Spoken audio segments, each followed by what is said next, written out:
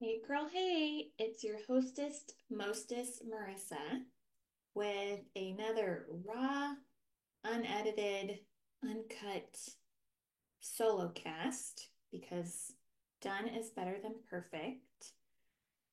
Today we will be talking about defense mechanisms, specifically the defense mechanism of suppression. And I will provide some psychoeducation on those topics. I will explore how suppression relates to codependency. And I will end with an anecdote, a personal anecdote about my big picture absence of needs. Okay. So before we dive into that, I want to check in. First and foremost, I apologize for the shitty sound quality of my birth story episode. I am trying to record and upload at times without the help of my editor because done is better than perfect. And I also heard it back with my editor, and we were like, oh my God, it seems like I'm like calling into a radio station. So I do. I apologize. I'm working on it. So I appreciate your patience with that. I also got some really positive feedback. So obviously, people were able to override the poor sound quality. So I thank you. Um, I'm curious. Yeah, let's check in. How are you doing? How are you feeling? For me, it is Sunday, July 21st. It is in the morning. My baby is awake right now and playing with my husband. So if you guys do hear baby and husband sounds, just know that this is where we're at. We are recording with a baby and a loving partner in the background. How are you doing of late, my baby girl, my dear listener? And I'm doing okay. I have been bringing some very like long-term feelings and emotions. I brought that to therapy this week. I had an agenda. Sometimes I will arrive to therapy and I will tell my therapist, I have an agenda today. And yeah, I've just been noticing different latent emotions coming up, which we'll get into in this episode, and wanting to resolve and work through that so they don't continue to have such a strong hold on me, my perception of the world, and how I navigate life. So that's where I am. Um, so today's episode, the absence of needs.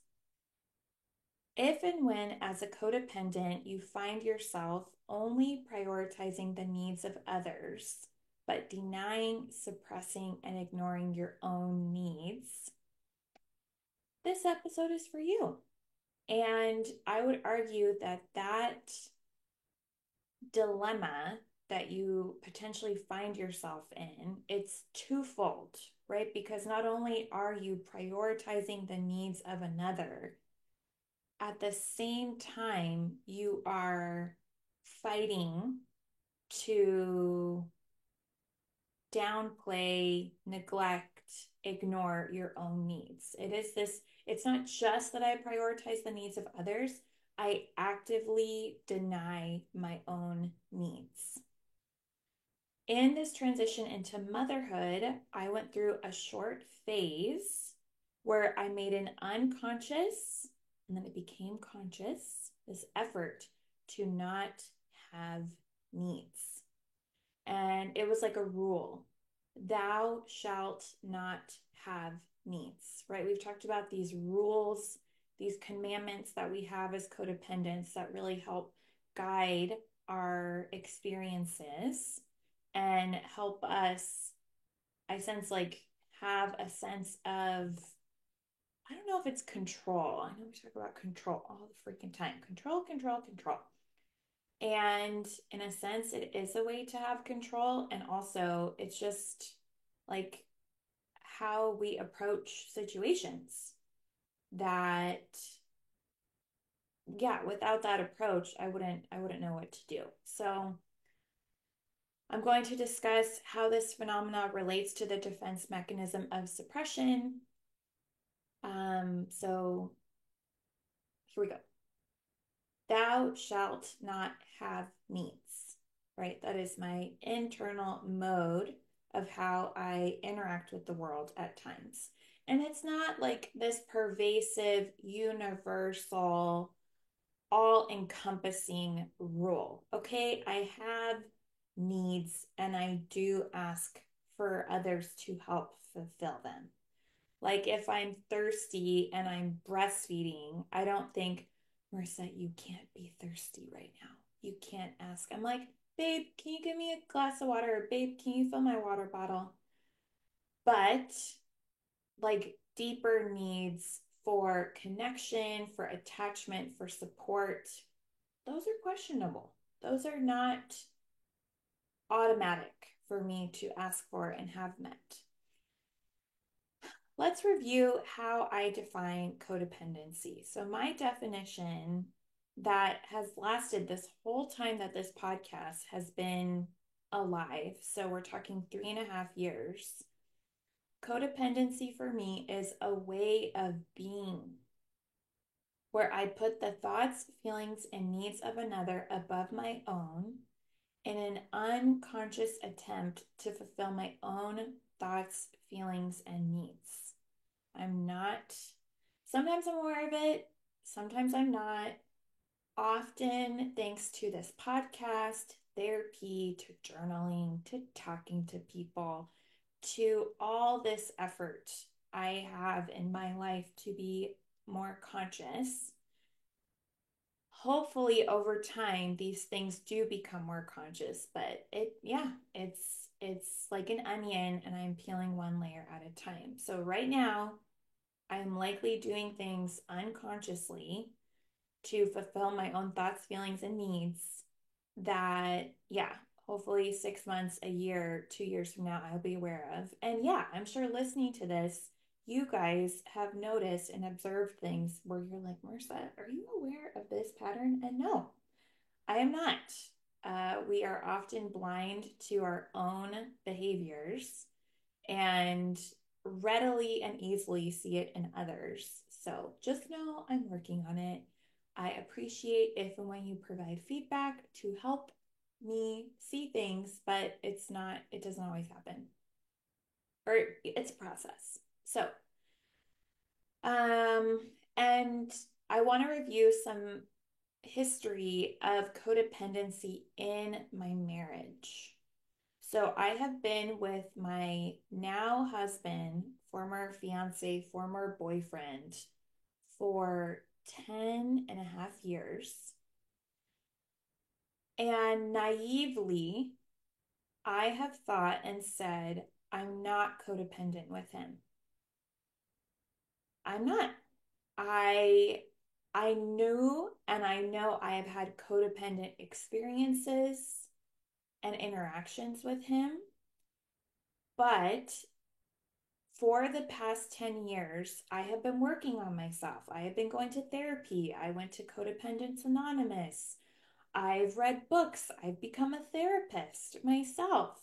And so it was much easier for me to see and identify ways I'm codependent with others outside of that relationship, outside of this like intimate partner, life partner, husband relationship. And I've talked about it on this podcast. My codependency with others has led to our relationship being neglected. So I haven't been codependent with him specifically all the time, everywhere, with everything that we have done. Okay. However, in those first few weeks postpartum, I regressed into old behaviors and I was codependent with him. I was prioritizing his needs, my baby's needs, and I noticed I was actively suppressing my needs for attachment, right? We could say connection. That is an actual need. I know we talk about attachment styles and, needs to be heard and to be seen, but I'll do another episode on this. We do have a need for attachment and for connection. Like they did studies on monkeys, not Ainsworth, Bowlby, he did studies on monkeys. And yeah, there were really short, there were baby monkeys, and they had these like fake kind of feeding systems set up. And one of the fake feeding systems was like this really soft and fuzzy, kind of like toy monkey that was feeding these babies. And then there was just like a feeding machine. And even when they were little, like all the baby monkeys went to the like cuddlier, fuzzier toy monkey because we have this like inherent need for warmth and hugs and love and comfort. And they've done this with babies. They didn't actually deprive these children of mothers or fathers, but they looked at babies in orphanages and like those who were born deprived of that comfort, of that connection, they died. Yeah. So, anyways, I have this need for connection. You have this need for connection. And while I wasn't a deprived orphan, in a sense, I was actively suppressing that need. I was also suppressing my need for quality time, for affection, and for appreciation. I needed to feel appreciated as a mother and a partner. I was not getting it. Um, and unconsciously, I was acting like, okay, I will not have needs while taking care of my baby's needs and your needs, husband, for he has needs. He has needs for like working. He has needs for validation from his work. He has a need to provide, feel like he's providing for all of us. He has a need for control. And I'm like, yeah, let me help you attain all those needs. And I'm not his therapist, but I would argue that I regressed into this codependent suppression of my needs while he, in his transition to fatherhood, he regressed into this pattern and like this need for work and execution and like feeling like he's getting things done. I'm not his therapist, but we are the perfect pair. Defense mechanisms. What are defense mechanisms? So, more broadly, in times of stress, change, and transition, like going to college, getting married, moving in with someone, losing a loved one, having a baby, we tend to regress into old behaviors and patterns. Again, this is not universal, it's not all encompassing, not everybody does it all the time. But in times of stress, we are vulnerable to regress to the old familiar patterns, right? Old coping skills. And I would argue that we regress into old familiar defense mechanisms, right? Those are a way to cope with the world. And yeah, they're a way to cope with the world. And also like what is a defense mechanism? So this is a psychological term that was first coined by Sigmund Freud, right? The godfather of modern psychotherapy. But let's think about it more universally before I say um, add more to the definition in psychology. So defense. Let's just break it down. Defense. Defense means the action of defending from or resisting attack, protecting oneself. That is defense. And a mechanism is a natural or established process by which something takes place or is brought about. So defense plus mechanism equals a process that takes place or is brought about to protect oneself, to defend or resist attack. Right? And internally, these are brought about to defend, resist, and protect ourselves from what? Why do we need to defend, resist, or protect ourselves? According to David H. Malan, he is a British psychotherapist and psychoanalyst, and he's one of my favorite authors on psychotherapy. He suggests that a defense mechanism is a way in which human beings try to avoid mental pain. It's how we try to control unacceptable behavior or unacceptable feelings. Kind of things like mental pain.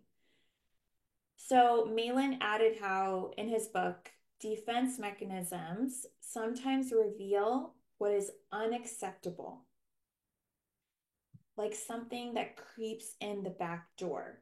Like we don't let these in through the front. They're not being showcased in our analogous house. Okay, these are hidden.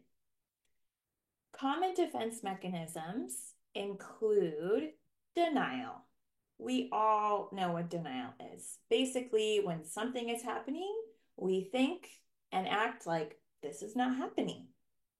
When we lose someone, denial can help protect us from the mental pain, the unacceptable feelings, and the unacceptable behaviors that often come with being shocked, with being devastated, with your reality splitting. Like, okay, this person was here and now they're no longer here. Right? Like this defense mechanism, it protects, it defends. A couple more common defense mechanisms. I'm going to talk about two more. Projection. Okay, this is in the psychobabble. This is in the zeitgeist. You're projecting. They're projecting. Like, what does that actually mean? When we project, we are reacting to unacceptable inner impulses or feelings, right? Impulses like aggression or feelings like rage. And we perceive that in another as if it's coming from outside of us. For example, picture a couple going to one of the partner's family gatherings, and the partner whose family it is says to their partner, "You don't even want to be here." When in fact, they don't really want to be there, but they're obligated. Maybe they feel obligated, or they worry what would happen if they didn't go or if they left, right? So they avoid the mental pain of admitting they don't want to be there. They also avoid the unacceptable behavior of not going and the unacceptable feelings of maybe being excluded or targeted by their family members, right? The guilt, the shame that could come if they didn't go or if they left, right? So we project that onto another.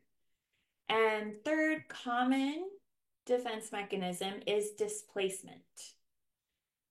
It's when we take out our feelings and impulses on other people or things that are less threatening, right? It's displaced. So if my keys always belong in the key bucket by the door, but one day I put them in the kitchen, they're out of place. They don't belong there. They really belong by the door. And a classic example is road rage. Road rage. Maybe an individual who is driving their car had a rough day at work, maybe a rough morning at home, and rather than telling their boss to fuck off or tell their partner, screw you, they tell other drivers to do that, right? They avoid the mental pain of being so frustrated with their boss, like to feel that. Or, right, yeah, like if maybe they're being unfairly treated at work, right? To feel that mistreatment. Oh, pass, pass. Or, yeah, if they're really upset at their partner for that morning, I don't know, I'm trying to think of something that could go down in the morning. Maybe they were supposed to reschedule a visit from the person to fix the dryer and they didn't. And all your clothes are dirty and you have to, whatever. So, right, like, oh, I can't rely on this person, or they forgot again to do this caring teamwork, right? Better for everyone gesture, right? The pain of that, you you displace it onto other drivers on the way to work. Okay, so those are my three examples. And now it's suppression. In my early transition into motherhood, I was trying to avoid mental pain, unacceptable feelings, unacceptable behaviors through suppression. Suppression, unlike repression, which is repression is unconscious, suppression is more active. It's a conscious effort to stop thinking about certain thoughts, feelings, needs, memories, right? It's kind of similar to compartmentalize. You just kind of put things in a box and you put it on the shelf and you don't think about it. And when it starts to come up, you just put it back on the shelf. It is more active. It's still big picture and unconscious phenomena.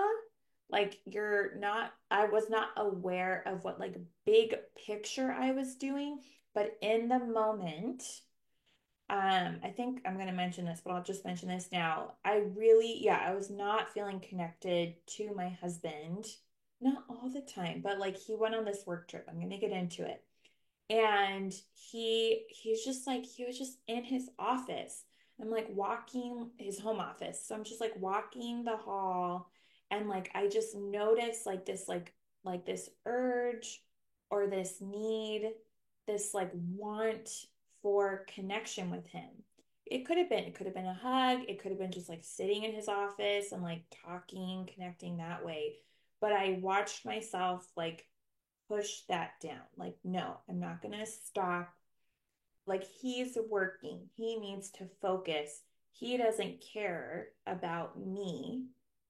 So I'm going to suppress this need for care.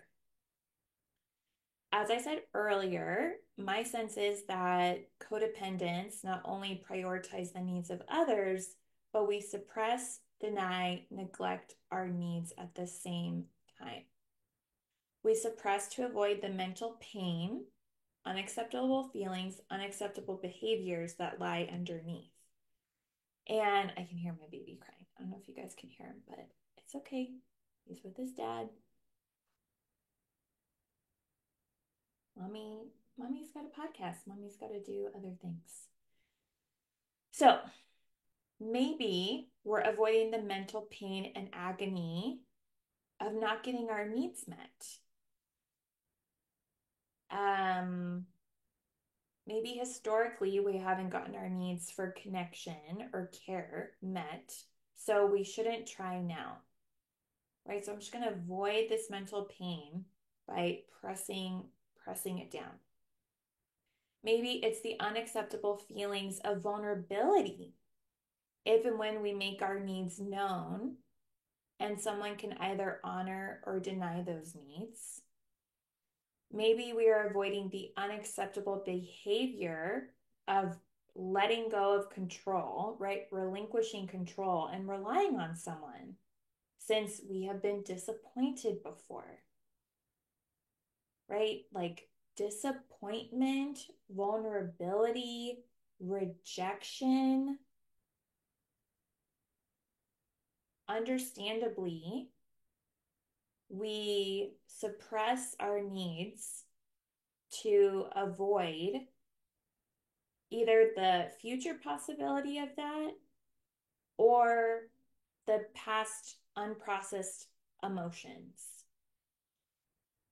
And it's something to think about if you sense that you have engaged in suppression as a defense mechanism from your own mental pain. Where do you suppress your needs? Is it in your relationship with your mother, with your father, with your sister, with your brother? Is it in your friendships, with romantic partners, with your children? I would hope and also sense that while we codependents tend to suppress our needs, again, it isn't this global, overarching, all-encompassing phenomena. And we are getting some of our needs met some of the time. And we don't need to get our needs met all of the time, but I think the goal would be to have a balance between prioritizing the needs of others and our own needs, right? Not so much prioritizing their needs while suppressing my own, prioritizing both my needs and their needs. I think that's the goal, which I am working on. So here is an anecdote reflecting on my first few weeks of motherhood. My suppression was futile thanks to sleep deprivation, hormonal shifts, an imbalance in parenting responsibilities, and right, all those things like made it nearly impossible to suppress my needs. And it was also helped through going to therapy, through talking with other mom friends, my marriage meetings. We have a weekly marriage meeting where we try to discuss our marriage and how to improve it. So thankfully, it was not long lasting, but I did. I tried my best to suppress my needs, and this all came to a head after my husband's first work trip around the time our baby was 3 months old. And I tell people I exploded, right? There was this buildup of from this suppression, kind of like a rubber band, like snapping. And I turned into Daenerys Targaryen from Game of Thrones, the final season. And I basically, in an analogy, like burnt him to a crisp with help of my dragon. I burned him down. Let me explain. Around the time our baby was 3 months old, my husband went on a 4-day, 3-night work trip. He flew my mother-in-law down to help during those days, which was indeed very helpful. She helped with the baby during his naps, playtime. She gave him his bath. And while it was so helpful, I was starting to notice and suppress certain needs during this trip. I was already doing it before, but really, really, again, it came to a head like this climax. So while my husband was away, I'm going to talk about like 5 ways that I noticed I was suppressing certain needs. So, first, while my husband was away, I noticed that I was calling him to check in, but he was not calling me. Or, nor was he calling or FaceTiming us to talk with the baby. I have a need for connection while he is away. He's traveled. Like that has been part of our relationship and our marriage is like he travels for work. Um and we've addressed this, right? But we regress. And like he's not like all about connection while he's away. Also, he's away. He's working. He's busy. He's managing. He's like coordinating all this stuff. But um yeah, here we were. He's on this trip. I'm calling him. He was calling me back, but yeah, he definitely was not initiating calls to me or calls to check in with our baby. So I was like, it's okay. It's okay. He's away. He's working. His mom is here. Why should I complain? And why should I worry that he's away and losing time with our baby? I don't have this need for connection. I don't have this need for him to stay connected with the baby. Also, yeah, like it's fine. It's fine. I'm the dog in the house that is on fire and everything's fine. I would like, a sub story to this first way I was suppressing my needs is when I did get him on the phone. He was talking to everyone else but me for the 5 minutes that we were on the phone. So, for example, I would call and he wouldn't answer. And then he'd call me back and he was like, hey, like, how are you doing? Right. So he was checking in. I was like, oh, good. And he would say, oh, Marissa, hold on. And he would talk to people he was working with. It's this event, like it's all encompassing. And yeah, so Marissa, hold on. Yeah. Uh-huh. Yeah. Okay, tell them to like book for 5 p.m. Tell everyone we will meet in the lobby and go from there. Oh, okay, cool. Marissa. Yeah. Oh, how are you doing? Hold, Marissa. Sorry, 1 second. 1 second. Yeah. Uh-huh. No, no, I told them that we'll go. Or yeah, we already delivered it. Okay, cool. Okay, Marissa. I swear that was what it felt like. That's what it felt like. Like he wasn't calling, he wasn't checking in. I was calling him, and if and when I got him on the phone, he was working. So, but I don't have this need. I don't have this need to connect. Like his mom's here, he's working, it's fine. Second way I was suppressing my needs is when he returned home. He was gone like all day, like Thursday, Friday, Saturday, Sunday, I think. And then he got back early Monday, and I wanted to give him this poor baby, this poor adult husband of mine. His flight got delayed. And he was so tired from working all weekend that I wanted to give him a whole day I call it like an ugly day. Like, watch Netflix, kind of eat shitty food, nap and rest. Like my therapist we were talking about, she's like couch rotting. Yeah, I just wanted to give him a day. So I had my dad come and help me with caregiving. And then I went to my parents for family dinner. my mom helped me with his bath. Like, yeah, I gave him this whole day because he's exhausted. And mind you, I was just like full-time mom with the help of my mother-in-law, but I don't have this need for reciprocity. I don't have this need for appreciation. I don't have this need for consideration. But yeah, there was no like, Marissa, like you were just like on duty.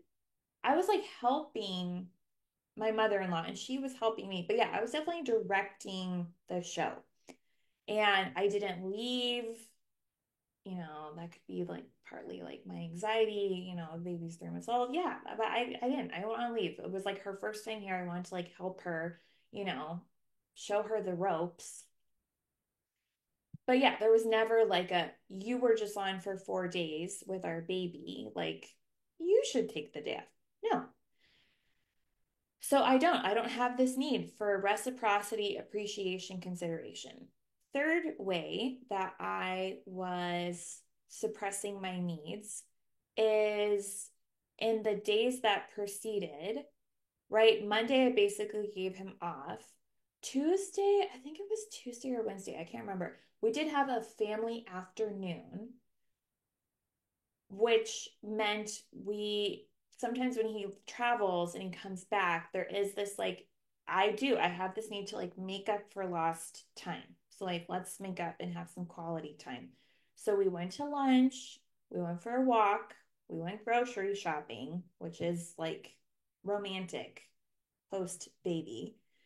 But he was checking his phone the whole time. And like, even like, we were getting ready to go to lunch and we were going to go for a walk. So, like, I got myself ready. I got the baby ready. I got all of the baby stuff ready. And like, I went to go get the car. We have a detached garage. So, I went to go get the car and I was like, hey, like, are you ready to go? And he's just like on his phone. The baby's like kind of like hanging out, like independent play, whatever. He's like on his phone. He looks up, he's like, yeah, I'm ready. And I was like, okay.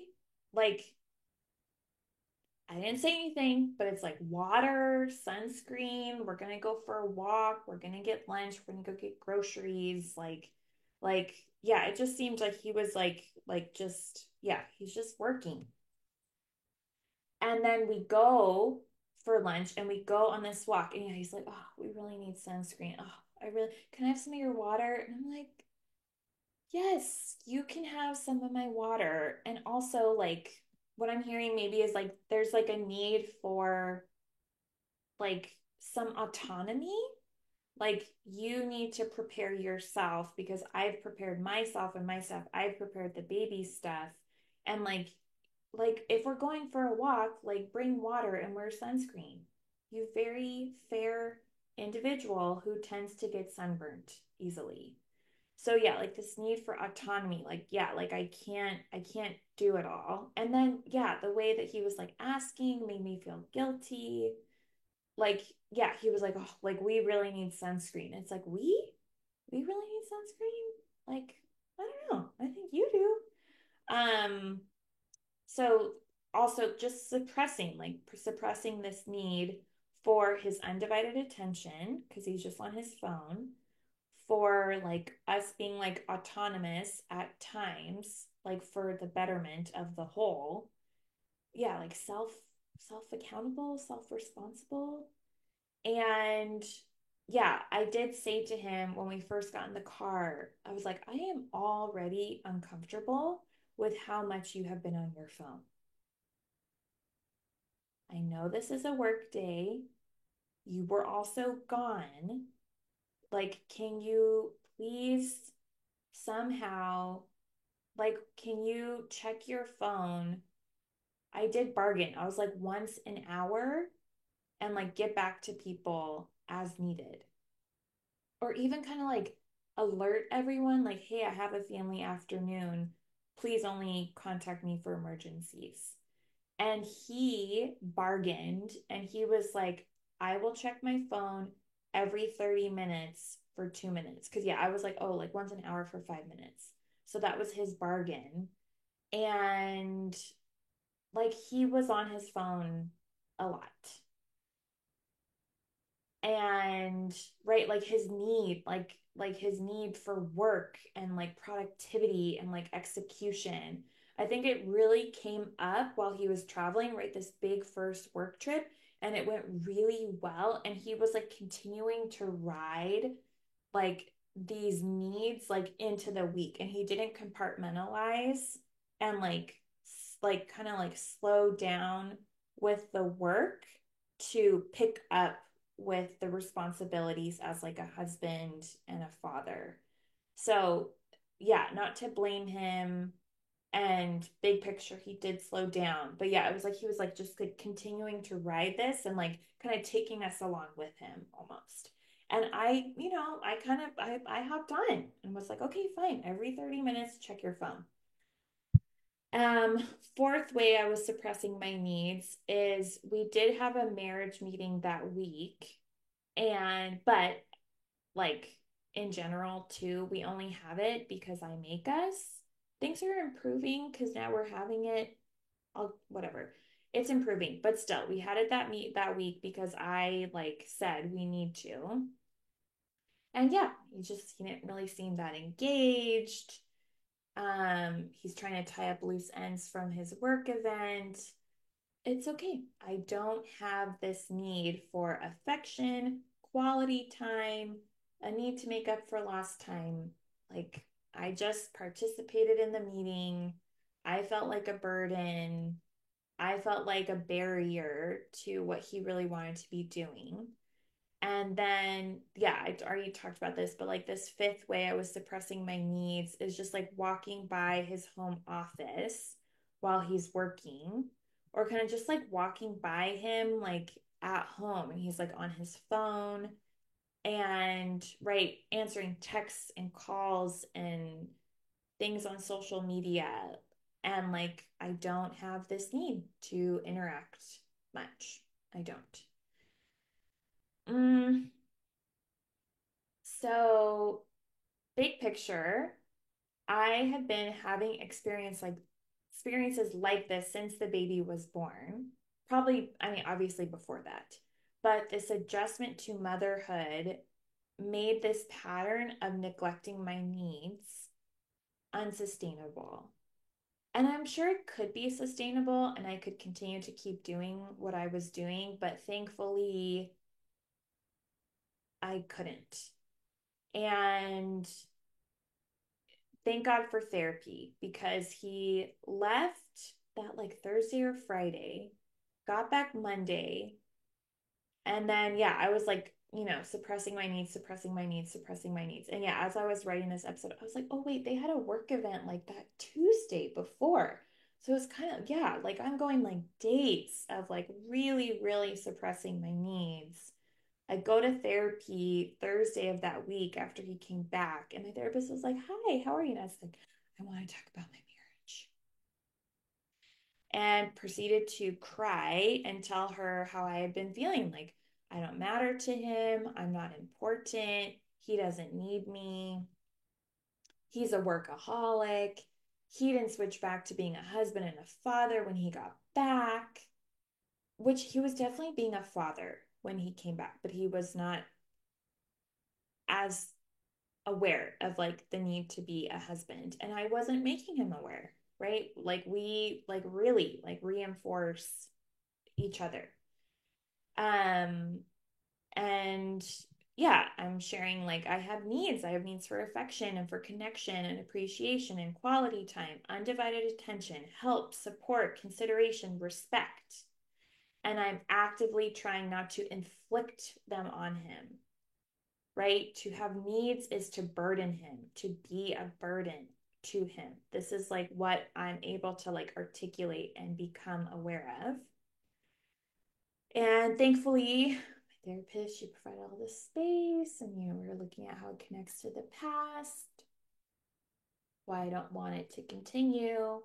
And she encouraged me to talk about it with him. And I was like, yes, yeah, I think I'll write a letter. My husband and I, at times, like, we will, like, it's not that often. Like, don't think it's like this super cute, amazing thing. But we will write letters to each other to like thoughtfully articulate something that's happening or like a need or something we need to tell the other. And like we read it to each other, and it's like this very helpful communication that we have. And I was like, oh yeah, I'll like write him a letter and then I'll read it this weekend and we can go from there. I'm like, I'm feeling so much better thanks to my session. And that afternoon, I was triggered by my like my lack of needs and his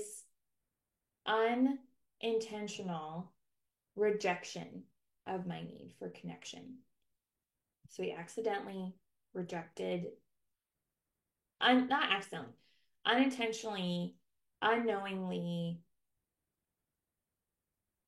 like I was like, hey, let's hang out. And he was like, no, I have to work. And all that had been suppressed came out.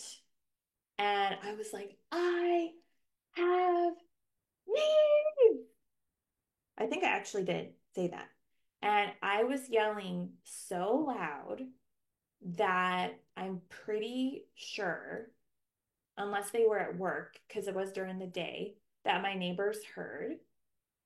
I can hear my baby crying in. Hi, baby. So my baby was in my husband's arms. This was like at the time, like 3 months, and like, I don't know, babies fall asleep in your arms fairly easily and readily, I guess, depending on your baby. But at that time, we were in a we hold the baby, he passes out phase. And my husband was holding him, and I think he was already asleep or he fell asleep while I was like yelling. But my baby was in my husband's arms and he slept the whole time, which I don't understand because I was so upset. And I will quantify how scary I was because our dog was shaking. I was being so loud and I was so upset. So I really like when I say that I was like the dragon or Daenerys or both of them in Game of Thrones. I really, really was. Like I was pissed. And I'd also been suppressing my needs that week and likely for a while. And it came pouring out. So suppression.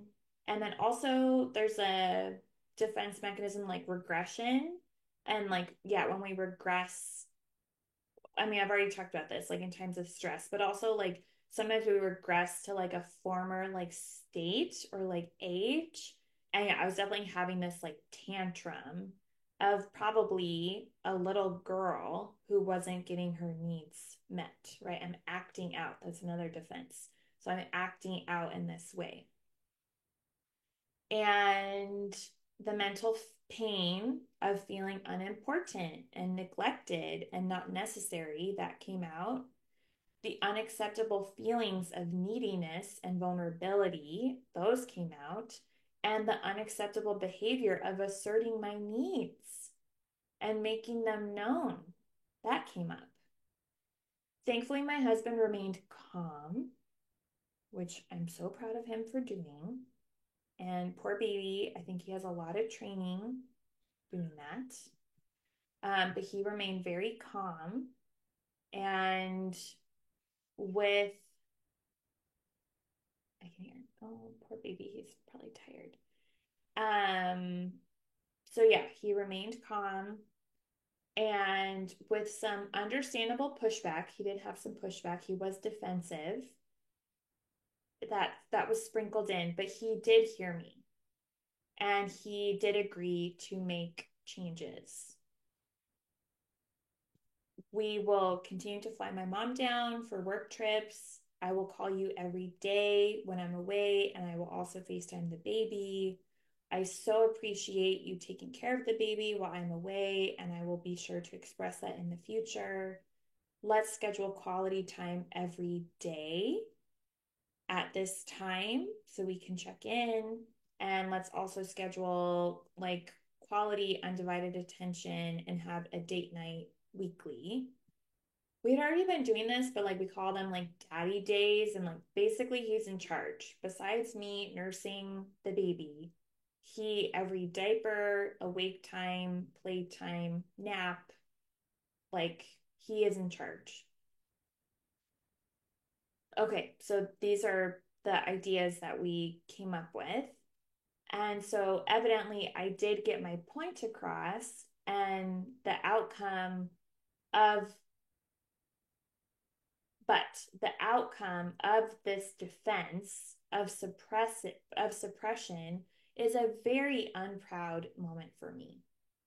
I shared about it with my therapist. I joked about it with my family and other mom friends. And I definitely heard back, you're hormonal, you're sleep deprived, you are stressed, you're a new mom. All of this is true. I agree. But yelling so loud that it scared my dog, no, like that is not okay.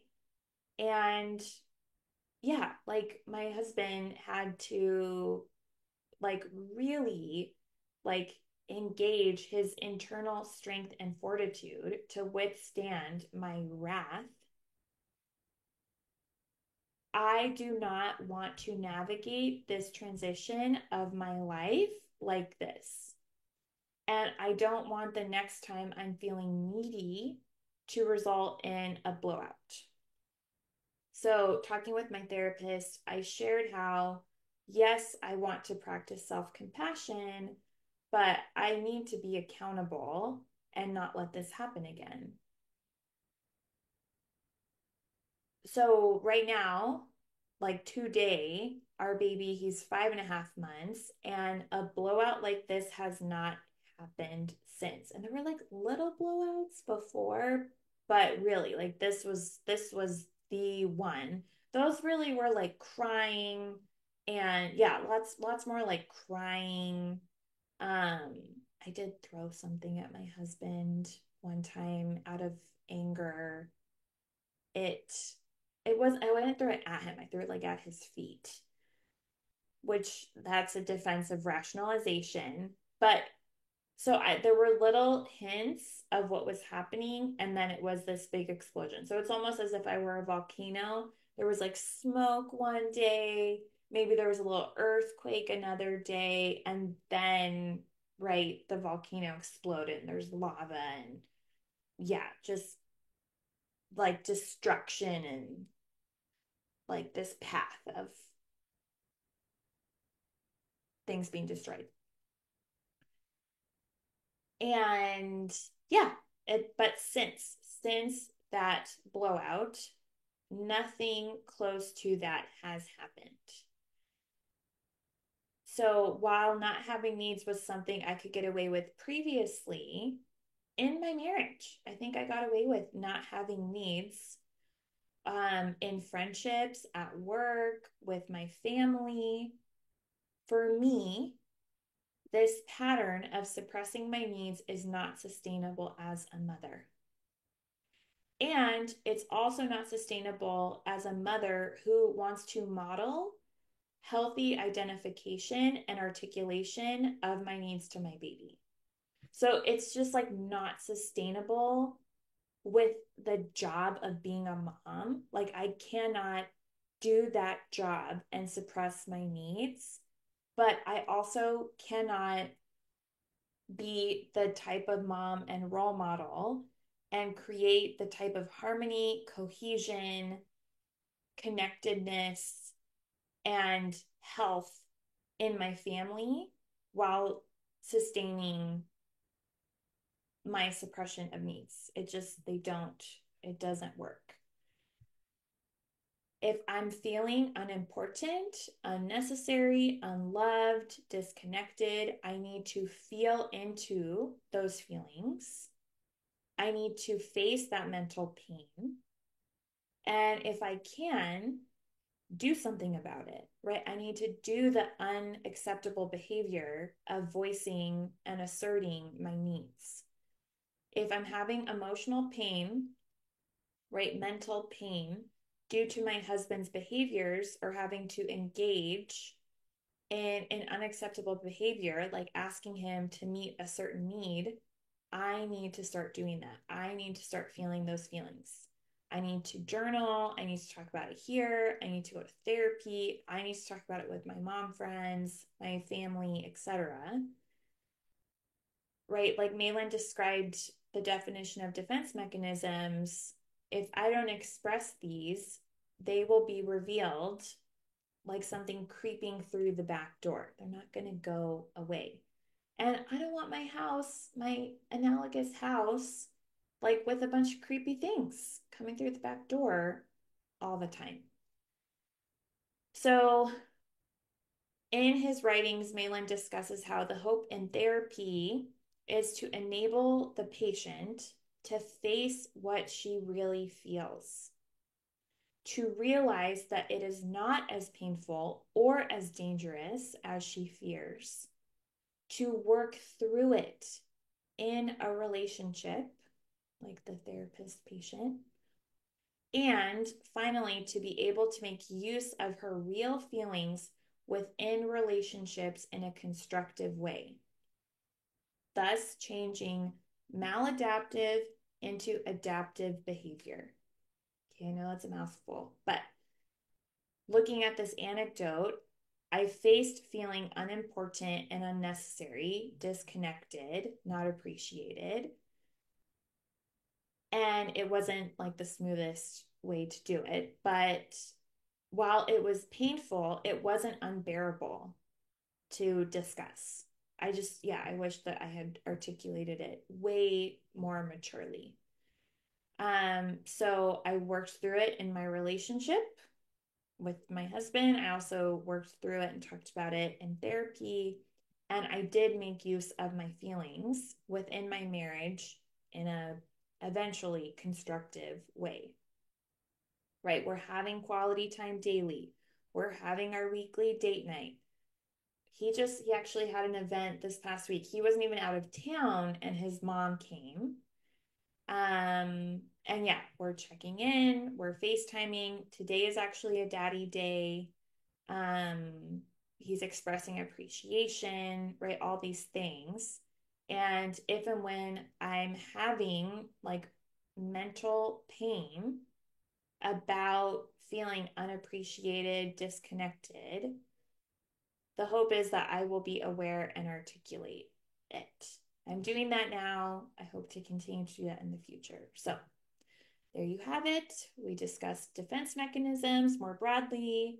We homed in on suppression, and I provided this anecdote to demonstrate how useful and futile it is to suppress my needs, your needs, etc. So, thank you for listening. If you're wanting to work with me, please note I have openings in my therapy and coaching practice.